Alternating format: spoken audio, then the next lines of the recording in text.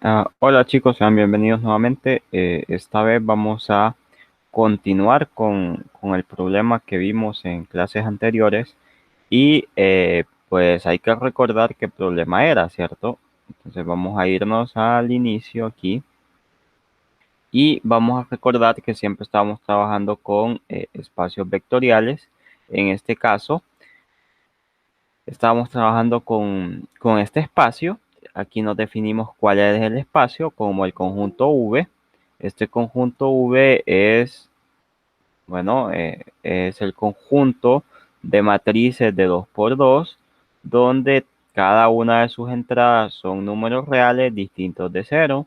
Y la operación con la cual estamos trabajando es este producto, que nos definimos como, en este caso, pues la multiplicación de las entradas correspondientes, ¿cierto? Por ejemplo, aquí tengo entrada 1, 1 y entrada 1, 1, se multiplican ambas y bueno, ahí está la primera entrada del producto de estas dos matrices.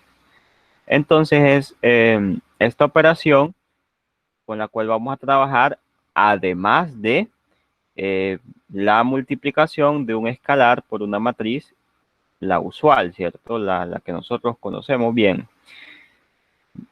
Bueno, entonces ahora, ¿qué vamos a hacer?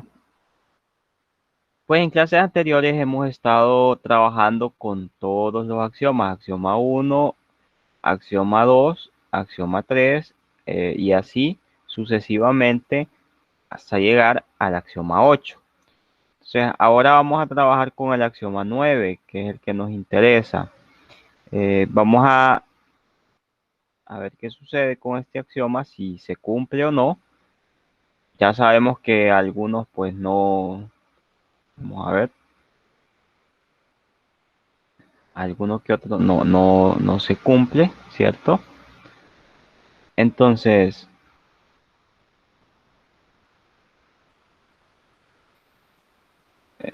por ejemplo, el axioma anterior, el axioma 8, no se cumplía, entonces vamos ahora con el axioma 9. Ahora, con un axioma que no se cumpla, decimos que no es un espacio vectorial, entonces se deben cumplir todos. ¿Qué nos dice el axioma 9? Bueno, el axioma 9 nos dice que si nosotros tenemos acá alfa por...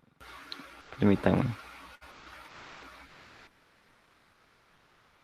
Aquí tenemos alfa eh, y acá tenemos por beta x es igual a alfa beta por x. Entonces, esta es la ley asociativa. Entonces decimos aquí, sea A sub 1 perteneciente al espacio, bueno, al conjunto V. Todavía no sabemos si es un espacio vectorial. Bueno, de hecho ya lo sabemos, porque como no se cumplen todas las condiciones, todos los axiomas, entonces no lo es. Entonces, sea A sub 1 perteneciente a este conjunto. Y alfa, beta, pertenecientes a los escalares. Ahora, los escalares aquí se nos define que están en un cierto conjunto. Nos dicen que están en el conjunto de los números reales positivos. O sea, acá esto es eso. Ahora, ¿qué vamos a hacer? No vamos a decir, queremos encontrar alfa. Acá tenemos beta y aquí a sub 1. Entonces vamos a hacer este producto. ¿Qué pasa cuando hacemos este producto? Bueno, este producto sería, aquí dejamos alfa, entonces acá esto es igual dejamos alfa,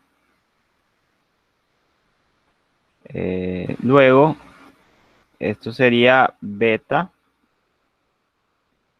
Para no confundirnos por lo del paréntesis, voy a usar unos corchetes aquí para indicar que eso es lo que estamos agrupando.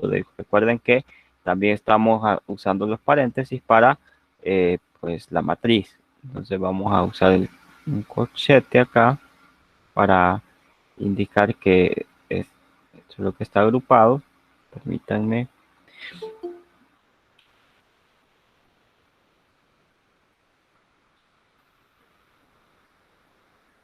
Bueno, entonces, ¿qué vamos a hacer ahora?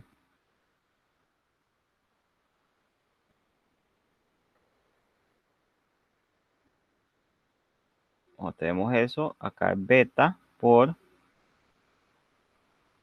A sub 1, B sub 1, C sub 1, D sub 1.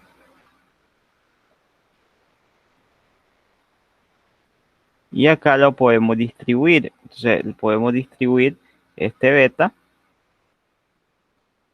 y vamos a obtener lo siguiente. Esto sería igual a, por un lado tendríamos aquí alfa y acá tendríamos beta por A sub 1, beta por B sub 1, beta por C sub 1 y por último beta por D sub 1.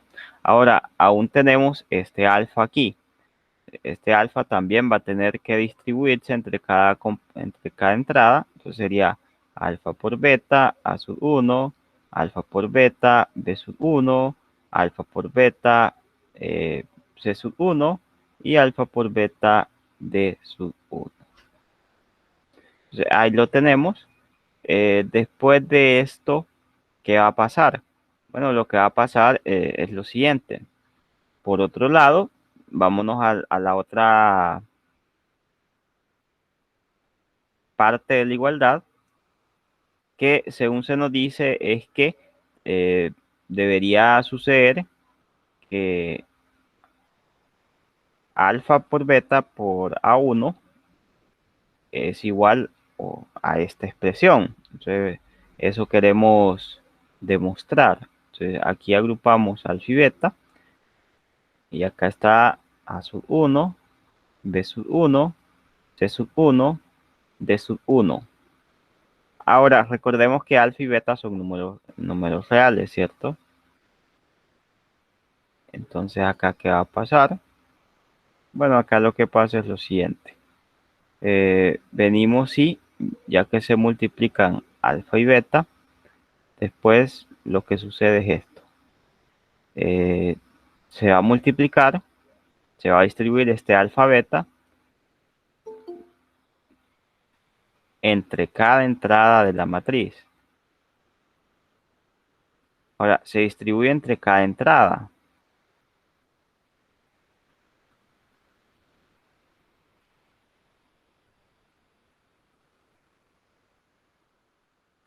Y noten que aquí son iguales, ¿cierto? Aquí hay una igualdad.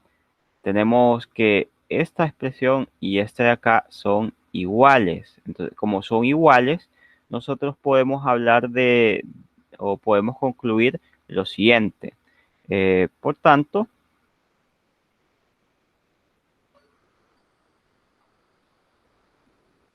alfa por beta A1 es igual a alfa por beta por A1.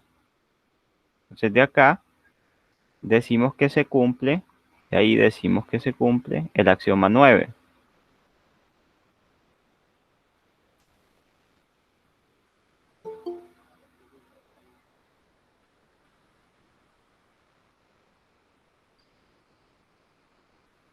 Entonces el axioma 9 se cumple. Ahora, ¿qué nos falta? Nos falta el último axioma, el axioma 10. ¿Sí? Vamos con el axioma 10, que sería el último. ¿Qué nos dice el axioma 10? Bueno, que pues existe una identidad para el producto.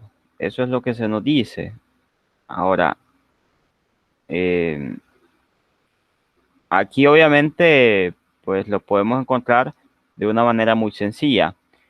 Decimos sea A sub 1 perteneciente a V y tenemos 1 que es un número real positivo.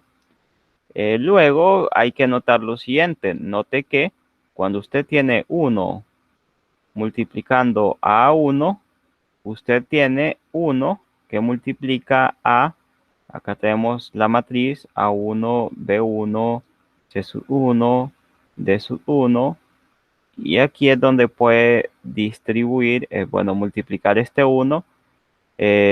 Esto sería 1 por A sub 1, que es A sub 1, 1 por B sub 1, que es B sub 1, 1 por C sub 1, 1 por D sub 1, y esto de acá da como resultado a la misma matriz A sub 1.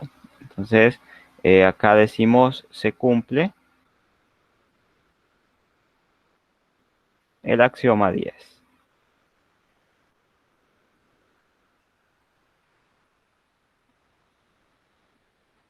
Ahora, se cumplen todos estos axiomas. Entonces acá vamos a concluir.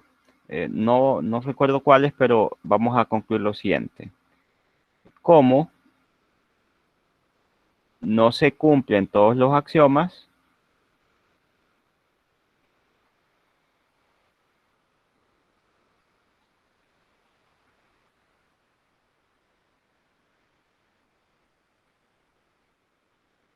decimos que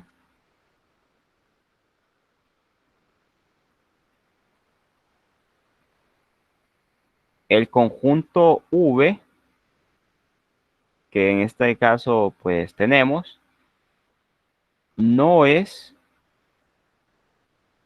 un espacio vectorial.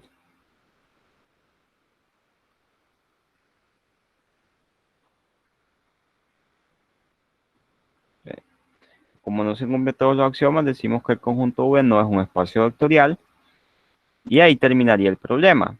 Ahora, hasta acá vamos bien. Entonces, ¿qué pasa? Bueno, aquí pues vimos esa parte, vimos que había axiomas que sí se cumplían, axiomas que no se cumplían, pero son todos los que se deben cumplir. Entonces, ahora vemos que tenemos unos espacios acá, espacios vectoriales, tenemos Rn, el espacio de los polinomios, de grado igual o menor a n, las funciones continuas en un intervalo cerrado, también tenemos el conjunto de matrices de, de m por n, y también Cn, que es pues números complejos, ¿verdad? Como un vector donde cada elemento es un número complejo, y estos serían pues algunos ejemplos de espacios. Ahora vamos a dejar esta parte por el momento y vamos a adentrarnos al siguiente tema.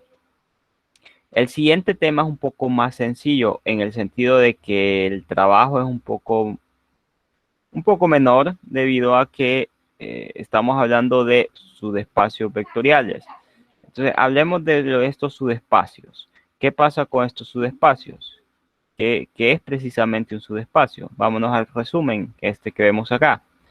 Nos dicen que un subespacio H de un espacio vectorial B es subconjunto, perdón, de V que en sí, bueno, que en sí un espacio vectorial. Que es en sí un espacio vectorial, perdón. Entonces, ¿qué es un subespacio? Un subespacio es un subconjunto de un espacio vectorial V. ¿Vale? Entonces, es como que yo tenga lo siguiente. Yo tengo acá mi conjunto. Este conjunto le llamo V. Y dentro de este conjunto tengo otro que le voy a llamar H. Entonces es como, bueno, yo tengo un conjunto.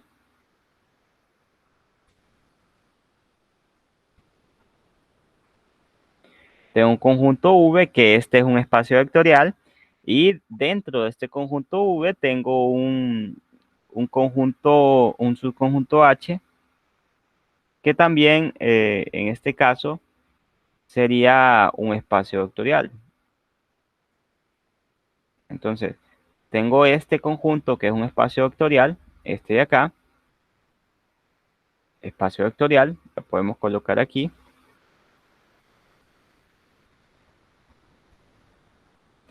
Y este también sería un espacio vectorial. Entonces, si quiero que H sea un subespacio, debe estar contenido en V y además tiene que ser espacio vectorial.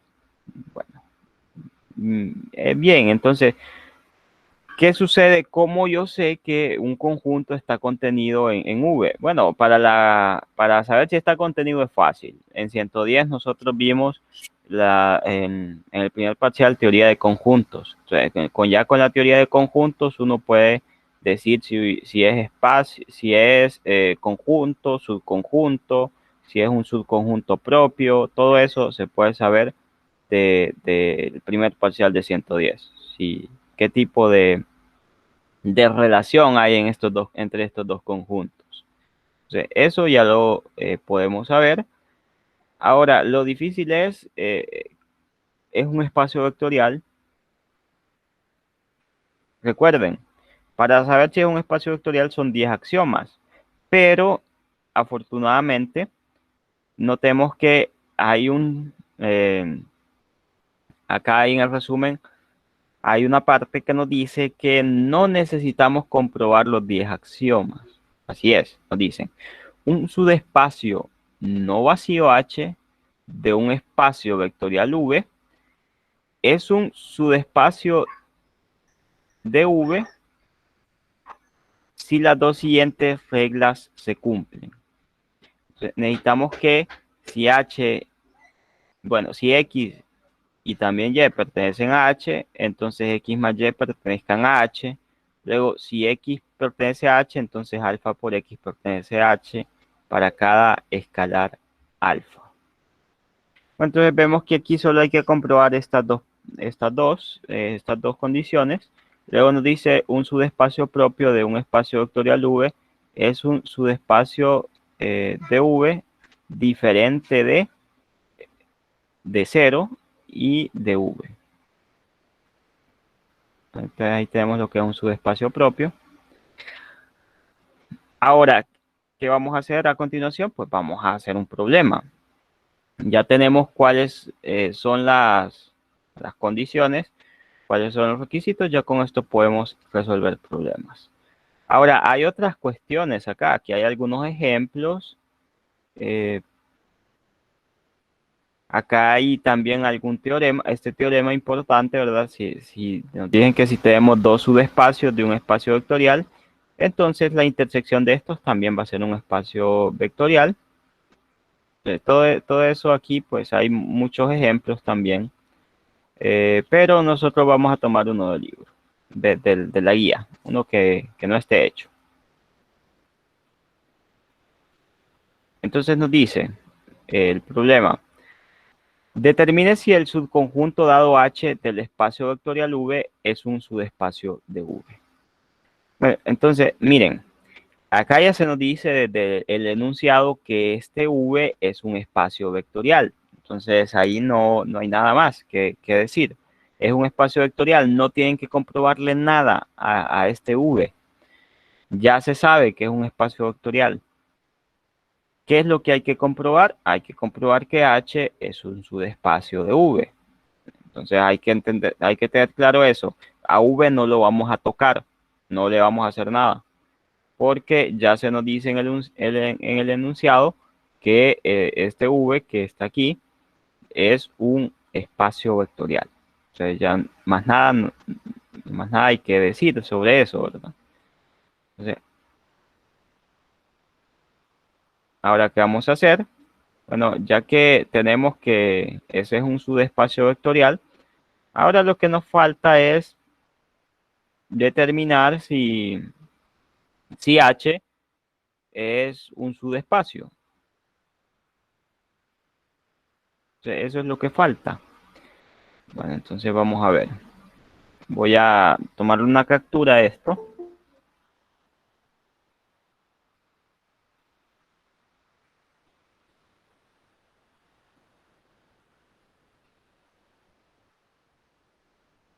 Lo que me falta es,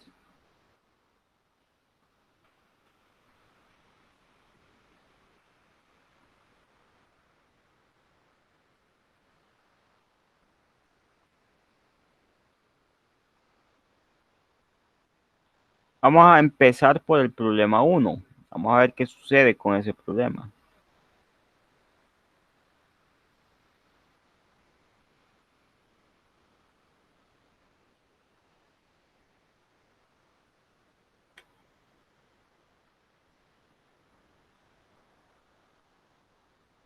Este sería el problema 1. Queremos trabajar con este problema. Voy a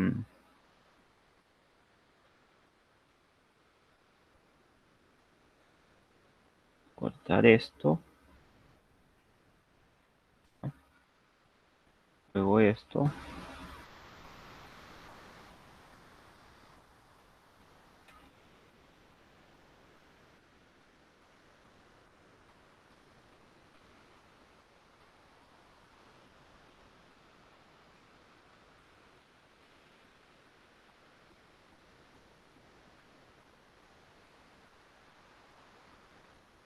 Bien, entonces ahora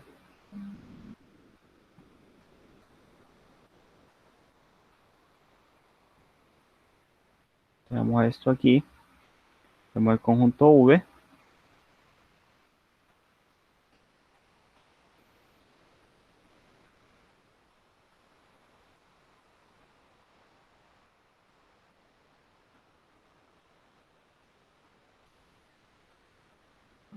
Vamos a recortar esto un poquito. Y este sería, bueno, el primer problema de la clase. Porque el problema anterior fue pues continuación de un problema previo. Entonces vamos a trabajar en esto.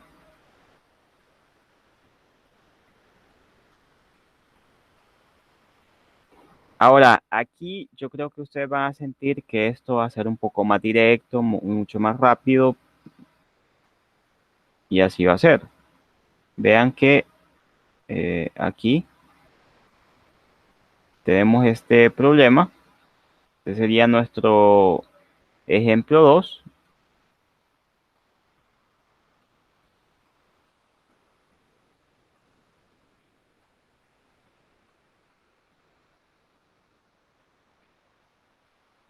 Ahora, en este ejemplo, ¿qué vamos a hacer, chicos? En este ejemplo vamos a hacer lo siguiente. Sería ejemplo 2.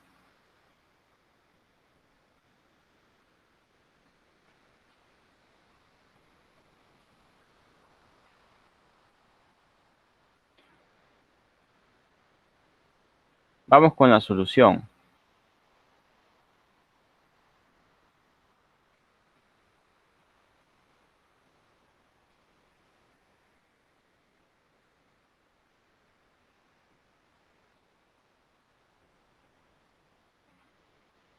Ahora, con esta solución, ¿qué vamos a hacer?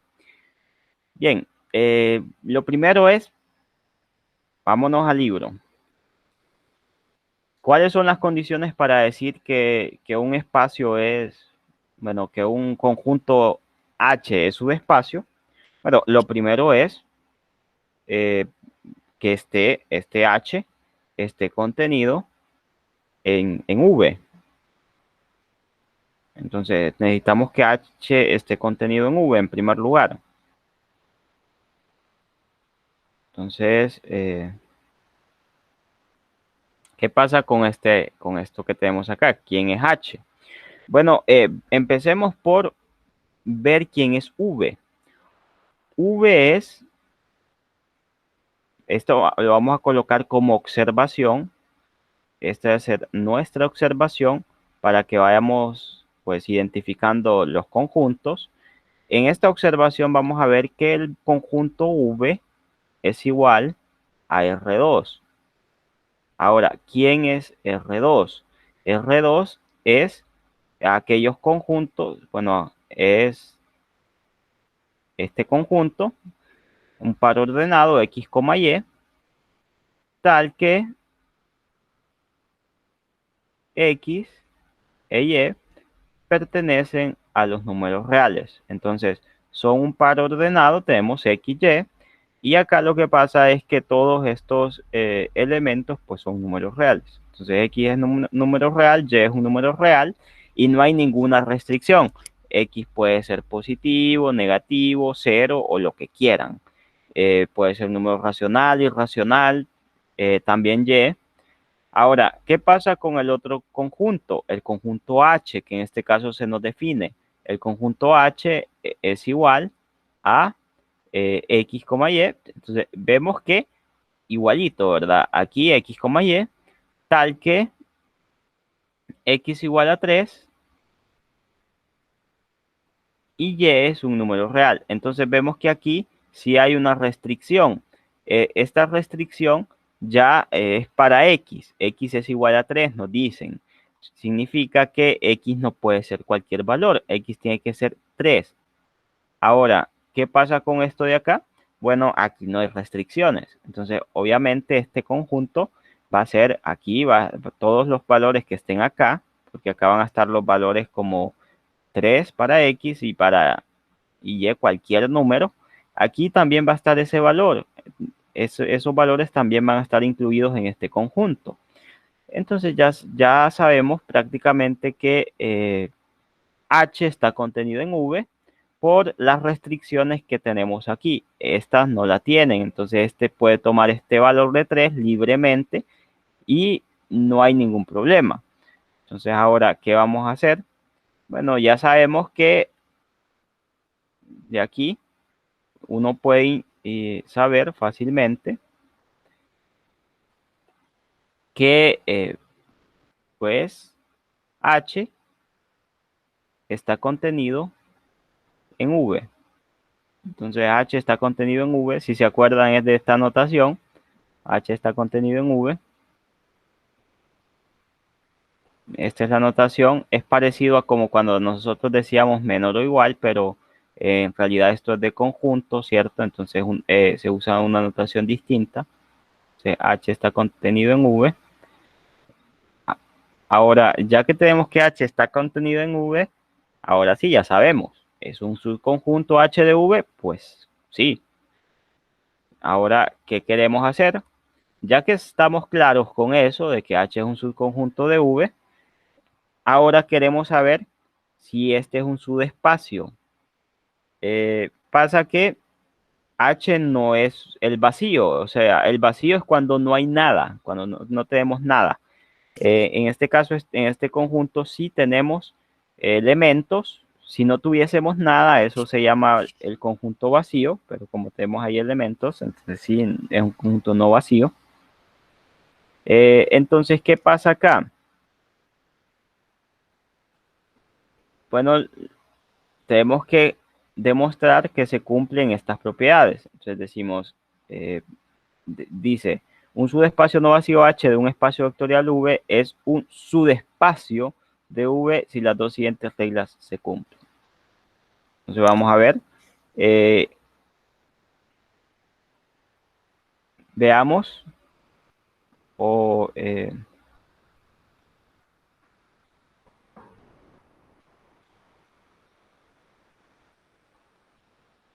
veamos que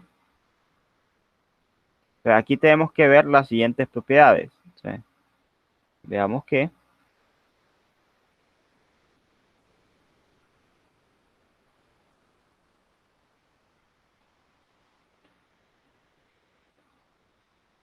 propiedad 1.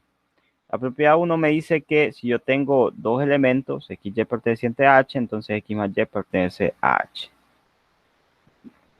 Entonces, mejor antes de comenzar definámonos dos elementos que pertenezcan a h. Digamos, sea h sub 1, h minúscula, ¿verdad? Para indicar que es un elemento. Y acá tendría esto igual a este número x es 3. Entonces, le voy a colocar como 3. Luego, este de acá sería y sub 1, digamos. Bien, ¿qué pasa aquí? Ahora digamos que tenemos h sub 2 igual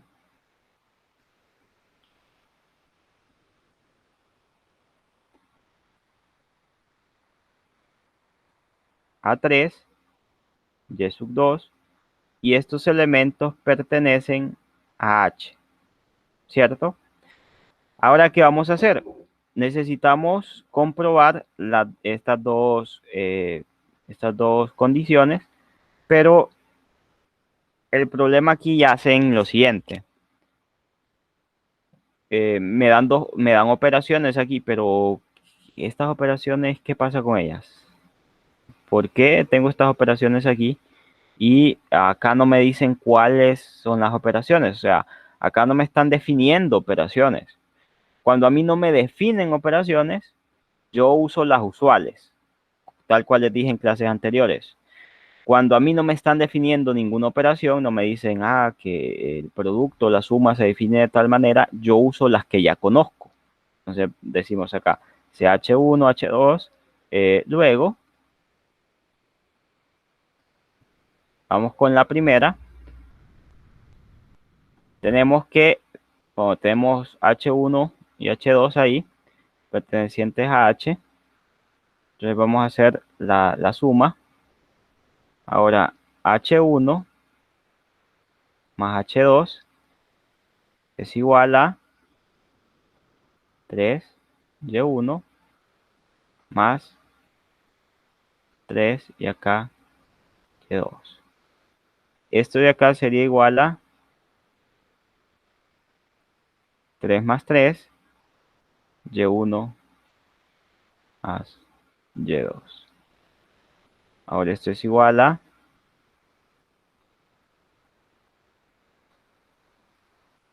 6 y acá tenemos Y1 más Y2. Entonces, acá hay que notar lo siguiente. Este 6, bueno, no es 3, pues salta a la vista. Y este número que tenemos acá, Y1 más Y2, es un número real. Pero aquí hay un problema. El problema es el siguiente. El problema es que esta primera componente no es 3. Entonces aquí nosotros decimos lo siguiente. Este conjunto de acá no pertenece a V. Ahora, no pertenece a H. No pertenece a H porque acordémonos quién es H. H es el conjunto de pares ordenados donde la primera componente siempre es 3 y la segunda componente es un número real. Aquí muy bien, tenemos que, tenemos que la segunda componente es un número real, ya se sabe, porque la suma de dos números reales es un número real. Entonces, esto ya se sabe, pero este de acá es 6. Entonces, aquí no pertenece a H justamente por ese detalle. Entonces, ¿qué pasa aquí? Bueno, pues pasa que esto sucede porque 6 es distinto de 3. Entonces, porque 6 es distinto de 3. Eso es lo que sucede. Por eso es que no pertenece a H. Ahora, esta es la primera pues, condición. Vemos que no se cumple, pues con una que no se cumpla, pues no se cumplen todas. Entonces ya, bueno, perdón, con una que no se cumple no es un subespacio. Y Eric quiere participar. Sí, licenciado. Y vaya, por ejemplo, ahí que X agarró como número 3, ¿verdad? Pero si en vez de 3 yo hubiese agarrado, por ejemplo, el número uno, que ahí todavía pertenece a X, ¿verdad? O sea, porque no se pasa de 3. ¿Cómo hubiese dado yo la conclusión de que esa propiedad no se cumple? Bueno, es que aquí el espacio H está bien definido en el sentido de que nos dice que X es igual a 3. O sea, acá nos dice que X es igual a 3. O sea que si la primera componente es otro número que no sea 3, desde ahí ya podemos decir que ese elemento no pertenece a H porque es una condición estricta. La primera componente tiene que ser 3 por fuerza, debido a que acá ya se nos dice que la primera componente es 3 más nada, ¿verdad? O sea, es 3, no puede ser ningún otro valor. En el caso que dice usted que si X tuviese que ser 1, acá tendría entonces el conjunto que definirse como X igual a 1. Y ahí sí, podría ser aquí 1 o 1. Ahora, en el otro caso que usted me dice que si puedo hacer un menor o igual, sí, por supuesto. Aquí puedo, por ejemplo, si quiero tomar valores menores, ahí sí puedo considerar x menor o igual que 3, por ejemplo, ahí 1 estaría acá, por supuesto, pero ahí tendríamos que analizar qué sucede justamente con ese valor. Vamos a ver si hay un ejemplo más adelante para ilustrar eso con desigualdades, a ver qué pasa. Pero en este caso decimos que no es igual porque, bueno, que no pertenece, perdón, porque estrictamente en la primera componente se nos dice acá que tiene que ser igual a 3. O sea que si es otro número, ya no sería parte de este conjunto. Ahora, vamos a trabajar con otro tipo de conjuntos más adelante donde vamos a ver así desigualdades y ahí vamos a ver qué sucede. Entonces vamos a hacer este ejemplo primero y después vamos a irnos a otro que a ver si tiene desigualdades y a ver cómo lo resolvemos. Entonces, sí, muy buena pregunta, ¿verdad? Y depende ahí de cómo se nos define el conjunto H. En este caso, la primera componente siempre es 3, porque acá nos dicen que la primera componente es igual a 3. No es que siempre va a ser 3, siempre va a ser 1, siempre va a ser un número, no. Es que por cómo se nos define H. La segunda componente, como no hay restricciones, no hay nada que nos impida darle cualquier valor, lo colocamos así como si fuese una variable, porque decimos, puede tomar cualquier valor, no sabemos cuál valor tiene, pero lo colocamos ahí como si fuese una variable, un parámetro, y ahí lo colocamos, no hay ninguna restricción sobre este valor, entonces ahí lo vamos a colocar y nos quedaría así. Entonces, para las desigualdades sí hay que demostrar algunas cosas. Como no tenemos desigualdades aquí, vamos a buscar un problema que tenga desigualdades y ya vamos a ver cómo es que se demuestra. Bueno, entonces yo creo que queda claro, ¿verdad? Aquí es 3 porque acá siempre nos dice que va a ser 3. Si nos dijera que siempre va a ser 1, que siempre va a ser 4, pues ahí tendrían el x igual a 1 o x igual a 4. Las operaciones, como siempre, van a ser las usuales debido a que no nos definen acá qué operaciones son. Y vamos con el otro, bueno, con la otra parte. Entonces tenemos este primer inciso que no se cumple inciso 1. Entonces acá no se cumple inciso 1. Vamos con el inciso 2. Vamos a ver qué pasa con el inciso 2. Ahora, ¿qué pasa con el inciso 2? En el inciso 2 nos dicen, bueno, este es el inciso 1. El inciso 2, digamos, sea alfa por H1. Esto es igual a alfa por 3. Y esto es y sub 1, ¿cierto? Y ahora acá hay otro problema. Esto sería igual a 3 veces alfa por alfa y sub 1. Aquí lo que hicimos fue multiplicar, ¿cierto? Entonces multiplico alfa por 3, pero se ve más bonito al revés, ¿verdad? 3 veces alfa, con muto y ahí está 3 veces alfa. Ahora, ¿qué sucede acá? Lo que pasa es que bueno, acá vamos a colocar que alfa es un número real. O sea, aquí alfa es un número real. Aquí, ¿qué sucede? Acá pasa que para que esto siga siendo parte de H, alfa tiene que ser estrictamente 1. ¿Por qué? Digamos que alfa vale 2. Entonces, si alfa vale 2, ¿cuánto es 3 por 2? 3 por 2 es 6. Y este 6 no es 3. ¿Qué pasa si alfa es 3? Entonces pasa que esto es 3 por 3 y esto es igual a 9 y 9 no es 3 nuevamente. Entonces pasa que este producto no siempre nos va a dar como resultado 3 porque recordemos que alfa puede tener cualquier valor. Entonces ahí tenemos un problema. En la segunda componente si no hay ningún tipo de problema porque un número real por otro número real me da como resultado un número real. Entonces ahí no hay problema. Entonces, este conjunto de acá no pertenece a H.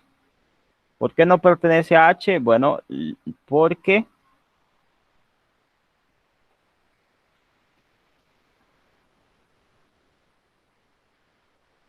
tres alfa no necesariamente es igual a 3 para todo alfa que pertenece a los reales. Entonces, para todo alfa.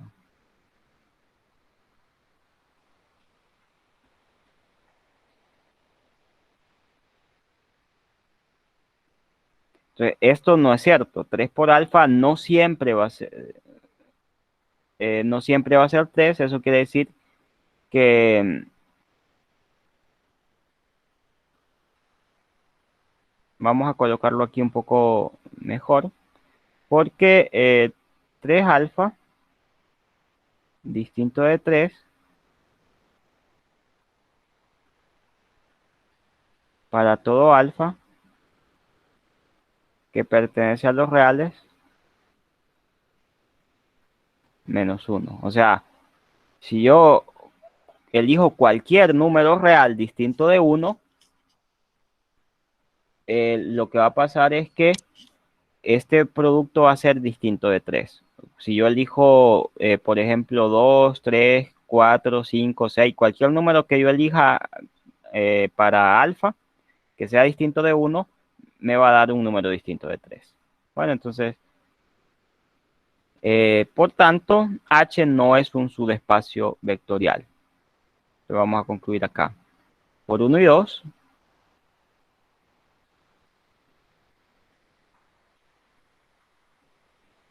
O sea, por 1 y 2. En este caso, vemos que no se cumple ni 1 ni 2.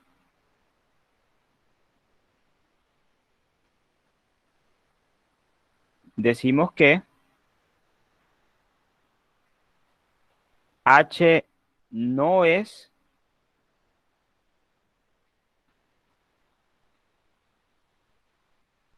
¿verdad?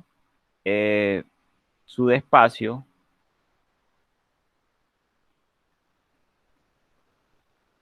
no es subespacio de V. Bueno, entonces acá no es un subespacio de V y ahí terminaríamos este problema. Entonces, es más fácil estos problemas porque solo hay que comprobar estas dos condiciones y ya decimos si es subespacio o no. Vamos ahora con el siguiente problema. ¿Qué tal si esto lo vemos como incisos? Este sería el inciso A.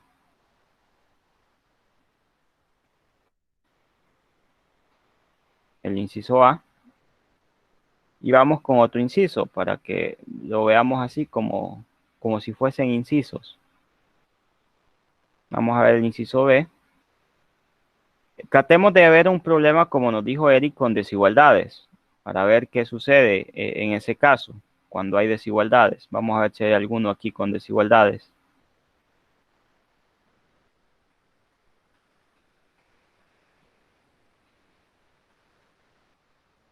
Vamos a ver.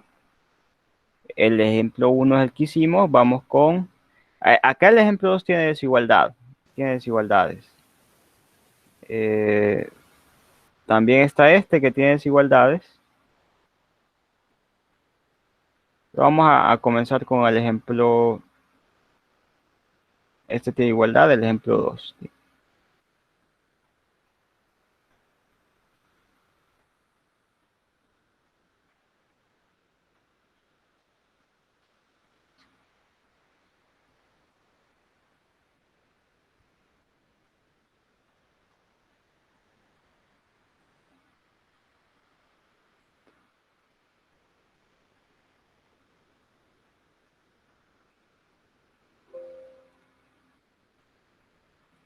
Bien, entonces vamos aquí.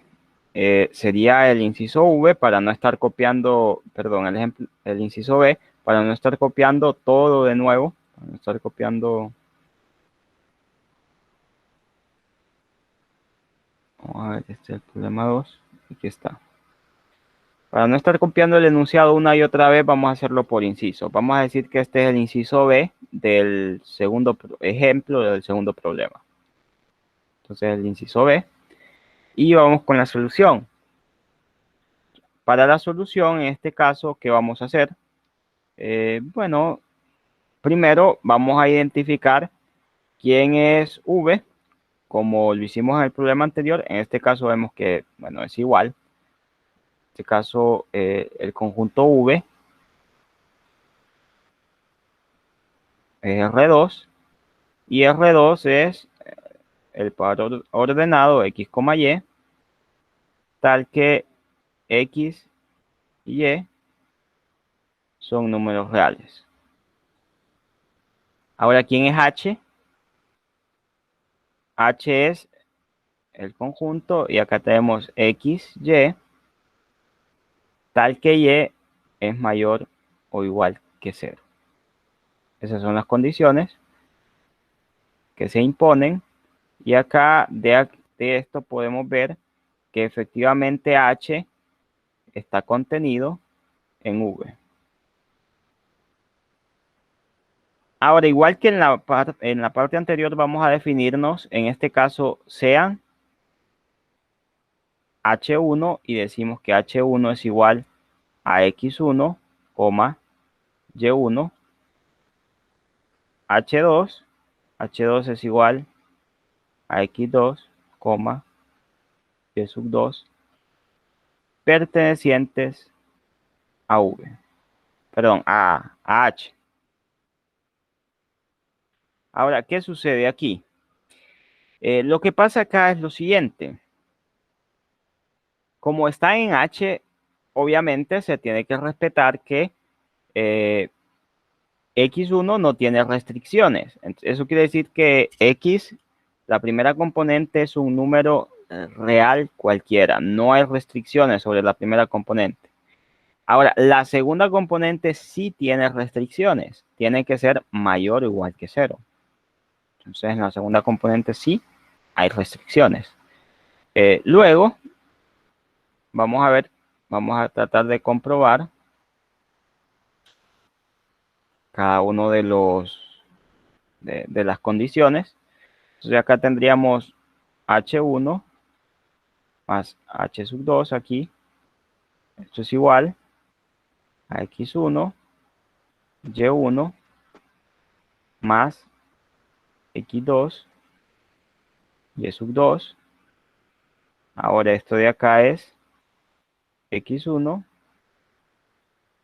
más X2 y aquí Y1 más Y2. Ahora, ¿qué pasa aquí? Pasa que este elemento sí está contenido en V, perdón, en H. Este elemento sí pertenece a H, perdón, no es contenido, sino que pertenece. Este elemento sí pertenece a H, ¿por qué? Ahora viene el por qué. Vamos con la nota. Note que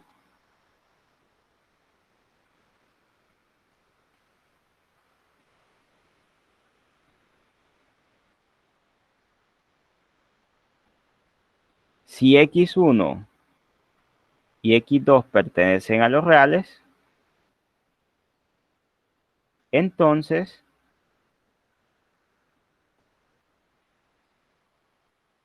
X1 más X2 también va a pertenecer a los reales. Bueno, eso por un lado. Ahora, ¿qué pasa cuando yo sumo dos números positivos? Yo ya sé si Y1 mayor o igual que 0 y Y2 mayor o igual que 0, ¿qué voy a hacer? Bueno, entonces vamos a hacer lo siguiente. Yo tengo que Y1 es mayor o igual que 0. Ahora, por propiedad, yo puedo sumar a ambos lados Y2. Esto sería mayor o igual que 0 más Y2. Bueno, entonces y sub 1 más y sub 2 es mayor o igual que y sub 2, pero y sub 2 es mayor o igual que 0, ¿cierto? Ya por propiedad transitiva, por transitividad,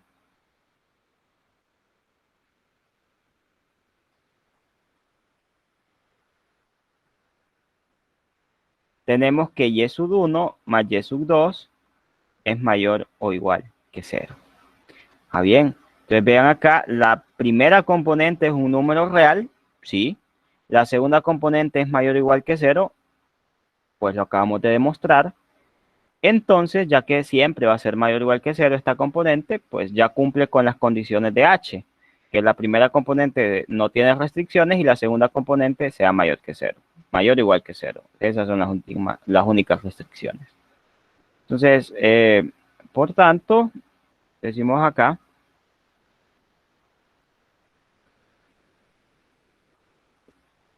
H1 más H2 pertenece a ese conjunto H. Vamos ahora con esto. La segunda condición, y ya con esto terminamos. ¿Cuál es la segunda condición? Bueno, la segunda condición es que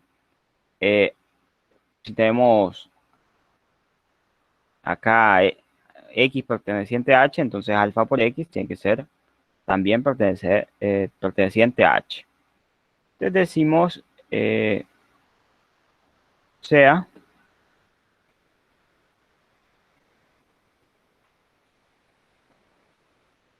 alfa perteneciente a los reales, entonces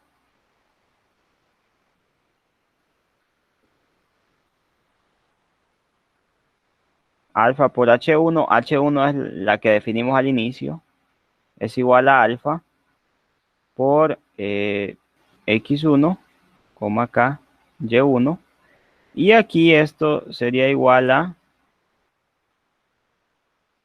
alfa por X1, alfa por Y1, y aquí sí podemos decir que esto no pertenece a H. ¿Por qué? Bueno, porque vamos a ver lo siguiente. Note que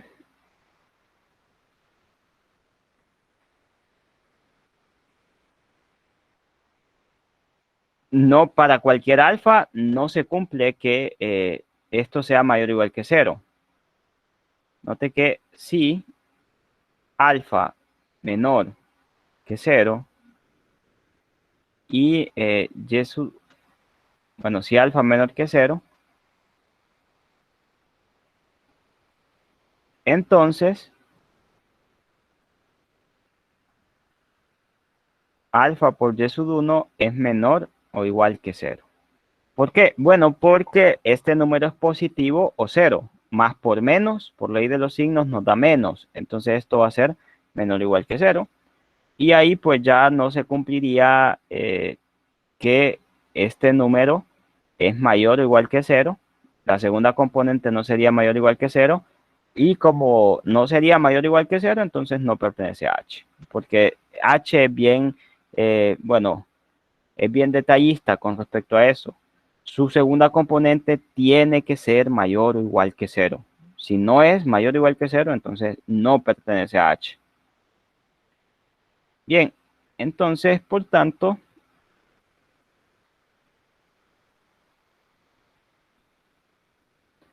alfa por H1 no pertenece a H para alfa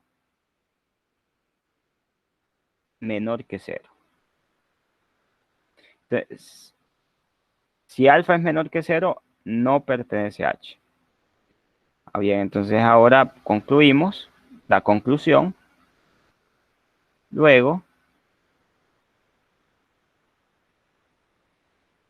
por 1 y 2,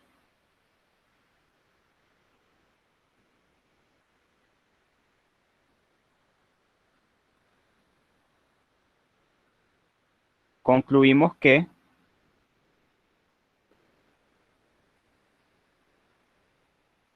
H no es un subespacio de V.